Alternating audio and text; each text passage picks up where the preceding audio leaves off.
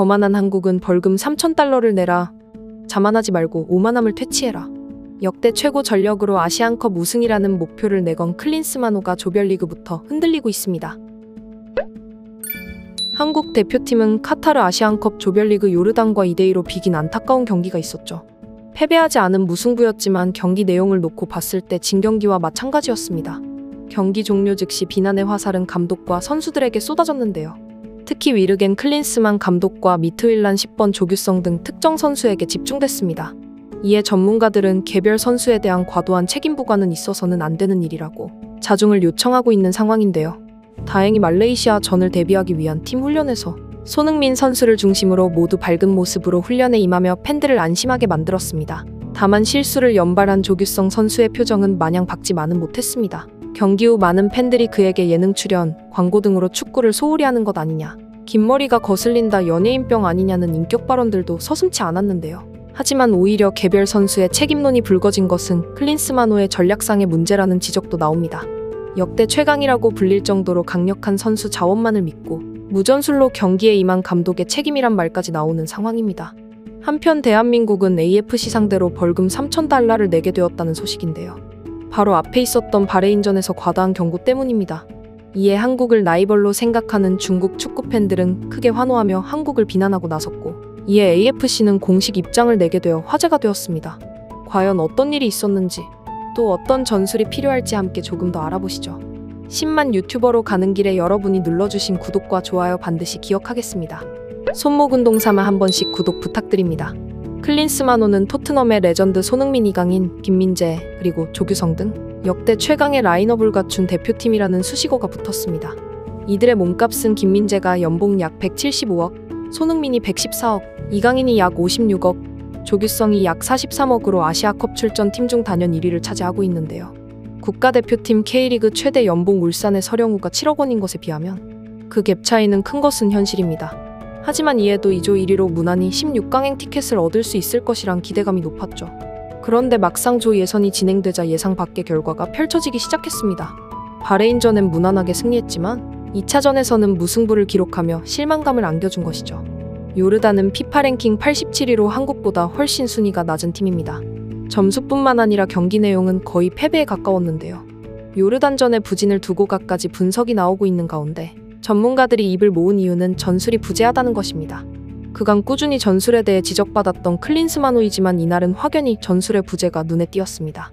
9명을 수비로 내보인 요르단은 뒷문을 잠그면서 역습하는 전형적인 중동식 선수비 후역습 축구를 선보였죠. 한국 대표팀은 1차전과 같이 4-4-2를 내세웠습니다. 요르단전에서는 바레인전과 동일한 스타팅 멤버를 내보냈습니다. 이 멤버는 무려 국가대표팀 8경기 연속 변함이 없이 이어졌습니다. 주전 왼쪽 풀백 김진수가 부상으로 부재한 탓에 1차전서 좋지 않은 경기력을 보인 이기재가 다시 선발 출장했는데요. 클린스만 감독은 부진한 조규성, 박용호, 정승현을 선발 라인업에 다시 올렸고 전술 측면에서도 변화를 주지 않았습니다. 그 점이 발목을 잡았는데요.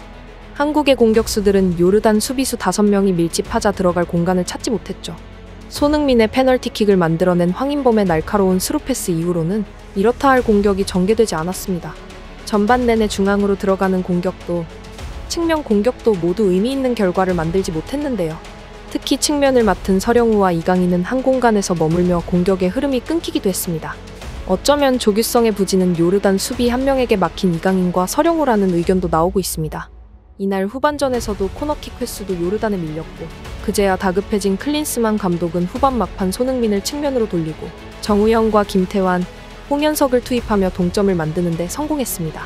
다만 말레이시아전을 앞두고 있는 한국은 내부적인 위기에도 2위 진출은 문제가 없어 보입니다.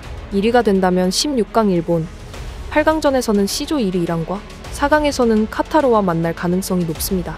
반면 2조 2위로 진출하게 된다면 16강에서는 F조 1위 만치니 감독이 이끄는 사우디아라비아와 8강전에서는 호주, 4강에서는 이라크를 만날 가능성이 높습니다.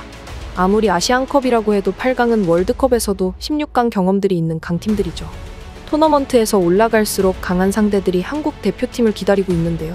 강팀을 상대로 우승에 도전하는 클린스만 감독의 전술 변화가 절실한 시점이지만 아직 그 모습이 변할 기미를 보여주지 못하고 여전히 손흥민, 이강인에게 의존하는 자율 축구를 선호하고 있는데요.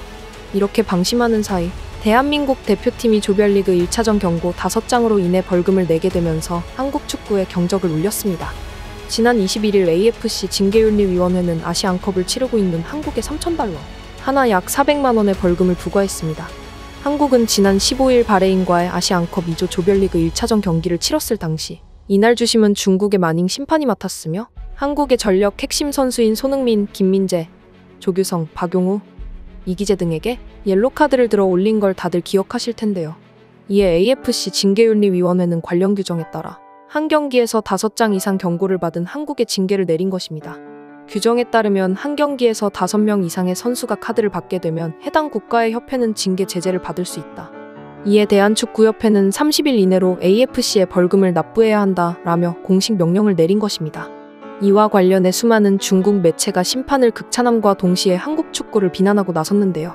중국 국적의 마닝 주심은 지난 5일 바레인전 당시 한국에 5명에게 옐로카드를 들어올렸다. 더 거친 반칙을 일삼았던 바레인에는 2장에 그쳤는데 한국 선수들에게만 유독 과도했다며 소식을 전하였습니다. 해당 소식을 보도한 중국 매체 소우닷컴은 정말 기쁘다. 중국 대표팀이 최근 한국 심판에게 보복 판정을 받았고 AFC가 대신해서 대한축구협회를 응징했다. 마닝 심판은 공정한 판정으로 중국 축구를 빛냈다라고 지난 21일 논평했습니다. 이어 매체는 한국 미디어와 팬들이 마닝 주심에 다양한 방식으로 항의하고 있다. 고영진 한국 심판은 중국과 레바논의 경기에서 다이와이춘이 얼굴을 가격당했음에도 레드카드를 주지 않았다라며 이후 AFC는 고영진 심판의 레드카드 누락을 인정하면서 이와 같은 파울에는 모두 퇴장이라고 명시했다. 마닝 심판이 AFC 심판위원장과 관계자들로부터 칭찬을 받은 걸 고려하면 한국 축구는 정말 뻔뻔하다라고 덧붙였습니다. 마지막으로 AFC는 정의를 지키기 위해서 대한축구협회에 벌금을 부과했다.